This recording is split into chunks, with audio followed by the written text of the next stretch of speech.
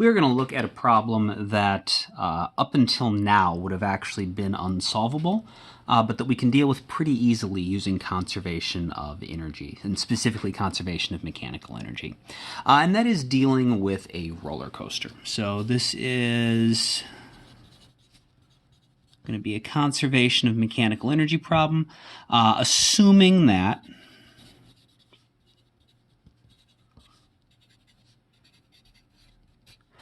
there's not going to be any significant non-conservative forces. So we have to assume that friction is basically negligible and that air resistance is going to have minimal effect, which is a reasonable approximation for a roller coaster. A roller coaster is designed to be a very low friction system, and they're designed to be aerodynamic, so they can go quickly. And so this should be a reasonable set of approximations. And so the reason we couldn't deal with a roller coaster before is because a roller coaster has a curve that is more dynamic than our just regular inclined plane. So we've got like maybe our first hill, and it comes down, and then we've got another hill. So like the ground is down here, right? And so if we just had a straight segment, we could solve this with the inclined plane as an inclined plane. We could figure out, based on how tall this is and how fast it is, we could figure out what our acceleration is going down the hill, and we could figure out how fast we're going at the bottom. The problem is that it's not just a straight line, though. It's a curve that is sort of continuously changing at different parts. So it might be straight in the middle, but it's curving at different rates at the top and the bottom, and the hill does all sorts of things. And so we still need a way to be able to figure out how fast the roller coaster train is going at any point along here, even though we don't know the function that defines the slope. And so this is something we can do with energy that we wouldn't have been able to do with just our kinematics and our forces. So first off, we'll need some initial information. So our roller coaster train is going to be starting off at the top of this hill here. And of course, as the tow chain drags it over the top of the hill, it's going to be moving. Not very quickly, but it does need to be moving, otherwise it would just get stuck at the top. And so we'll have a velocity up at the top here of just 5 meters per second. Our roller coaster has, or the train, we'll say, just has a mass of 1,000 kilograms. And this initial hill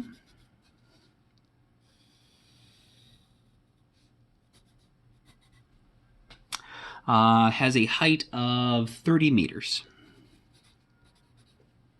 And so the question is, as the train gets down to the bottom, what is its speed going to be? And we should know that it's going to be the number we get has to be bigger than 5. We know that for a couple reasons. One, just our real life experience, whether or not you've been on a roller coaster, if you've ever seen anything go down a hill, it's going faster at the bottom than it is at the top. And so even without knowing anything about energy, we should still be able to conclude that this velocity at the bottom has got to be higher. However, we can also explain that with energy. So in terms of energy, we know that it's going to have, if energy is conserved, as it gets lower and lower and lower, it's going to be losing gravitational potential energy, so its kinetic energy should be getting bigger, which means that we can conclude its speed is going to be higher based on that as well, because it's going to have the same energy as it did at the top, but the kinetic energy has to be bigger at the bottom. With that said, knowing that the final answer has to be something bigger than 5, I would like you to pause the video and try to actually solve this problem, figure out what the speed is at the bottom of the first hill. Okay, so the way we're going to deal with this using conservation of energy, we need to know what kinds of energy we have. So at the top of this hill, we have gravitational potential energy. And kinetic energy. Gravitational potential energy, because we are off the ground, we have a y value of some kind. So our y value is 30 meters here. So we have we're at some height, and also we're moving, so we have kinetic energy. And we're going to have multiple points. So rather than call this v naught, I'm just going to call this points 1 and point 2. And so at the top, we have a combination of kinetic energy plus gravitational potential energy. We are moving and we are off the ground. This should be a 2. At the bottom of this first hill here, we have no gravitational potential energy anymore because we've reached the ground, and so our height is going to be 0, and so this is going to be kinetic energy only. And so knowing that, and knowing that we are assuming our mechanical energy can be conserved because any energy that started off inside the roller coaster has to still be in there at the end. If there's no friction and there's no air resistance, none of that's going to get converted to heat. There's no outside forces acting on the roller coaster that are going to add or remove energy. And so whatever the total of our kinetic and gravitational was at the beginning has to be the total of our kinetic and gravitational at the end, which is kinetic only. So there's a couple ways to do this. The one way that's maybe a little bit longer, but might be more intuitive for some people, and maybe a little easier to see what's going on, is to solve it like this. So we know that our mechanical energy, can't spell. We know that our mechanical energy at point 1 has to be the same as our total mechanical energy at point 2. So the energy at the top of the hill has to equal the energy at the bottom of the hill. And at the top of the hill, we had kinetic energy. So kinetic energy at point 1 plus, we had gravitational potential energy at point 1, and at point 2, we only had kinetic energy. And so we have equations for these. I'm just going to deal with the left side first. So the kinetic energy at point 1 is going to be 1/2 times the mass of the roller coaster train times the speed at point 1 squared plus the mass of the train times g times the height, the y value at point 1 at the top of the hill. And that's going to be equal to our kinetic energy at point 2. And so I can plug my numbers in. I got 1/2. The mass was 1,000. Our speed at point 1 was 5 squared plus 1,000 times 9.8 times 30. And then if I solve each one of these individually, of course you could put this all into your calculator. But if we solve them individually, let's just see how much energy we're actually dealing with. So 12,500 joules. Is going to be the kinetic energy that we get. And then the gravitational potential energy winds up being 294,000 joules. So this is the kinetic energy, this is the gravitational potential energy, but their total has to be the kinetic energy of the first one. And if we put these together, we get 306,500 joules. Is our total energy. So the mechanical energy at point 1 is 306,500. That has to be the mechanical energy at point 2, which is all kinetic energy. And so our kinetic energy equation is just 1/2 the mass of the train times the speed at point 2 squared. Which means that if we want to actually solve for the speed at point 2, I guess we should plug our m in. So we're going to have 306,500. I'm going to drop my units because I'm a little short on space here, but we know the units are going to work out. And of course, you could double check the units off to the side if you are ever not sure if you're doing it right. And so our speed at point 2 is going to be, let's see, we need to take a square root. It's going to be, multiply the 2 over, so 2 times 306,500 divided by 1,000. That entire thing we're taking the square root of. So sometimes when people punch this into their calculator, they do it wrong. They don't, they only take the square root of the top. You got to make sure you're taking the square root of the entire thing. And that comes out to be 24.8 meters per second. which at least at first glance seems reasonable. We said the one thing we knew was that it had to be going faster than 5 meters per second, and 24.8 meters per second certainly is.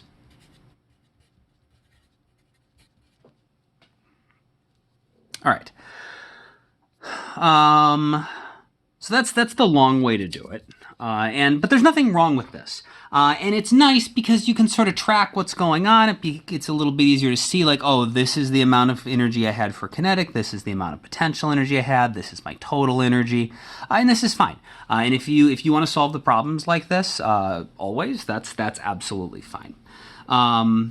That said, there is a faster way that I'm going to show you, and is going to be the way I'm going to solve the rest of the problems for this video.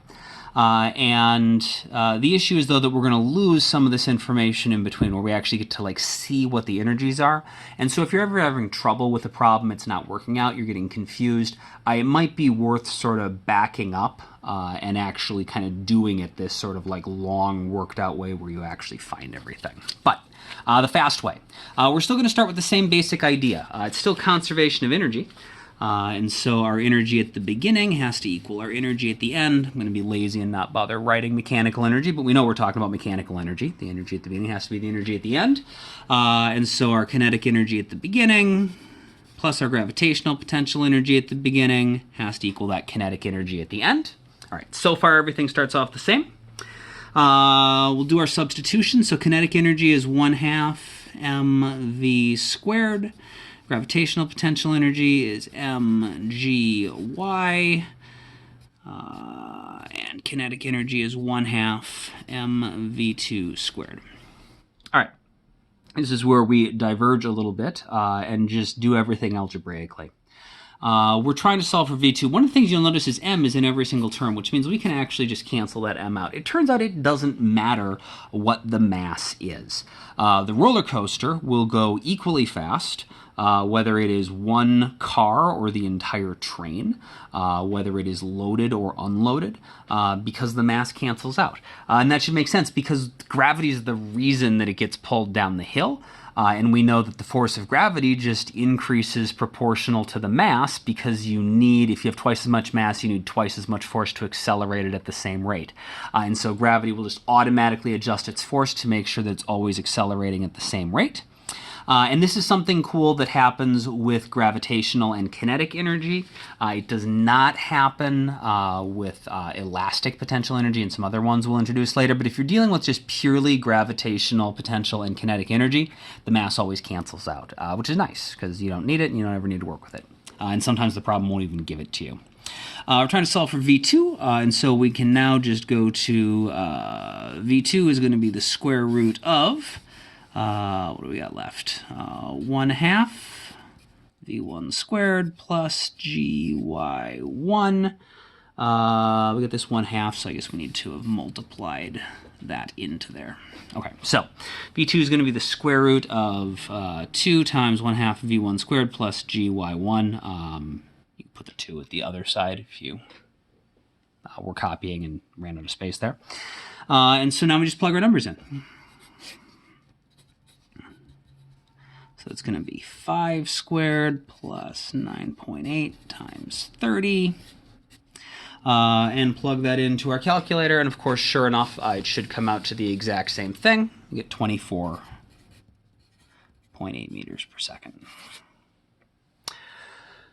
And so you can see this is significantly faster. Once you get used to doing these problems, it gets even easier because if you recognize it's a conservation of energy problem, you might just skip right to doing the sum of the energies or even the equations.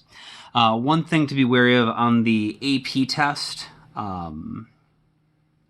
if you skip to this equation and you do everything correctly, you'll be fine and you'll get full credit on everything. The problem is if you make a single mistake, you're going here and you accidentally just forget to write a squared sign or something.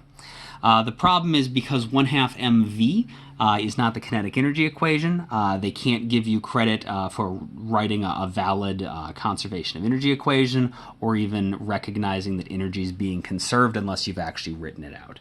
And so it is good form to write these first couple steps down just to make it really clear what's going on. But they're like the same for every problem, right? If you recognize conservation of energy, it's just going to be E1 equals E2, and then it's, kinetic and gravitational equals kinetic and gravitational, if there is any. And then, so it's really just kind of like 3 lines of work, and this first part is always going to look basically the same. You're just writing down conservation of energy equations.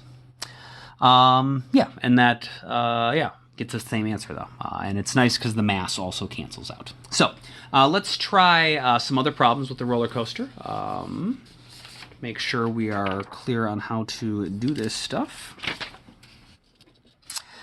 So as it gets down to the bottom, it's going 24.8 meters per second. And so then it's going to, of course, go up the hill. And we would expect it to slow down as it goes up the hill. So let's say this next hill is 10 meters tall. I would like to know how fast the roller coaster is going to be going at the top of the hill. And when you get your number, I would like you to think about if it is in a reasonable range compared to the other numbers on the problem, and how can you tell. So go ahead and pause the video, try to solve this, see what you get, see if it makes sense, and then unpause the video for the answer. All right, so we'll call this point 3. We are moving at the top, so we've got kinetic energy, and we are not at ground level. We have some height, so we're going to have gravitational potential energy. So, conservation of energy again. Energy at point 1 equals energy at point 3. Just however much energy we had at the top of the hill, we still have to have when we get to the top of the second hill. This time we have kinetic and gravitational potential at both points, though. So the sum of the kinetic and gravitational potential energies at point 1 and point 3 has to be the same. So 1/2 m times the speed at 1 squared plus mgy1 equals 1/2 speed at point 3 squared plus mg times the height at point 3. Our m's cancel out, of course. We're trying to solve for the speed at point 3. So we're going to move this g times the height at point 3 over to the left side, multiply by 2, take a square root. So our speed at point 3 should be the square root of 2 times 1/2 the speed at point 1 squared plus g times height 1 minus g times the height at point 3. So that's going to be the square root of 2 times 1/2 times 5 squared plus 9.8 times 30 minus 9.8 times 10. You might have recognized we can combine the y's, so it's also 9.8 times 20 instead of 9.8, 30 minus 9.8, 10. At any rate, plug this into our calculator. You only need to grab your calculator a single time, and we get 20.4 meters per second. And so I asked you to think about if your answer makes sense. And 20.4 is reasonable. The reason I know it is reasonable is because it is in between the speeds we had at the top of the hill and the bottom of the hill. Since total energy is conserved, the higher we are, the more gravitational potential energy we have, which means the less kinetic energy we have, which means the slower we're going to go. So we're going slower at the top. The lower we get, the less gravitational potential energy we have, which means the more kinetic energy we have, because the total amount of energy has to stay the same. And if the kinetic energy is higher, that means we're going faster. And so the speed is always indirectly related to the height we are at. And so if we are at a height in between the first 2 points, we have to have a speed that's in between as well, because the speed has to be higher than it was up here, but lower than it was down here, and 20.4 fits in that range. All right, last question. Knowing that, when it gets back down to the bottom here, it's going to be going 24.8 again, because we'll be back to the place where we have no gravitational potential energy. It's pure kinetic. So somewhere on the way down, in between going 20.4 and 24.8, it's got to have some. It's got to have all the velocities in between. And so what I would like to know is what height is going to give the roller coaster train a speed of, let's do 23 meters per second. So if our speed is 23 meters per second, what height is the roller coaster at when it gets to that value? And again, when you get your answer, it's got to be between 0 and 10, right? Based on everything else we know, it's got to be less than 10, but it's got to be above ground level. So if you get something between 0 and 10, that's a good sign. One last time, go ahead and pause the video, try to solve this, unpause when you are ready for the answer. All right, so we'll call this point 4. And we are dealing with, we are still moving, so we've got kinetic energy, and we are still off the ground, so we have gravitational potential energy. So,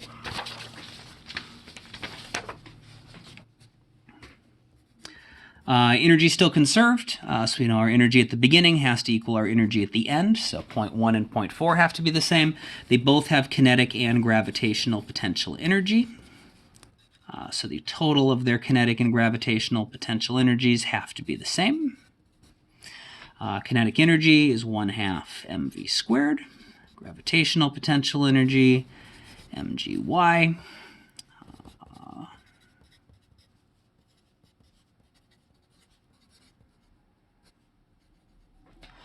All right, we want to solve for y4, so the height at point 4.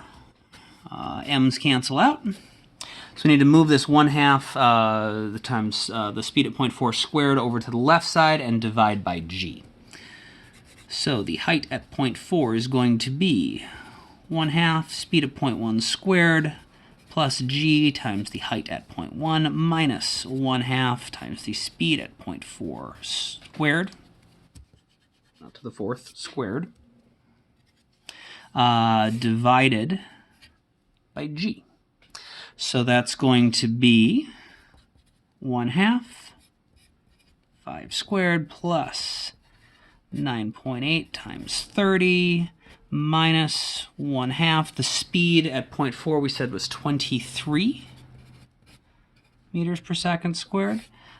Divide that by 9.8, and we get, what does that come out to?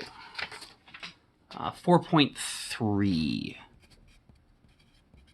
meters, which again, we can verify seems reasonable, because if we look at our roller coaster, we knew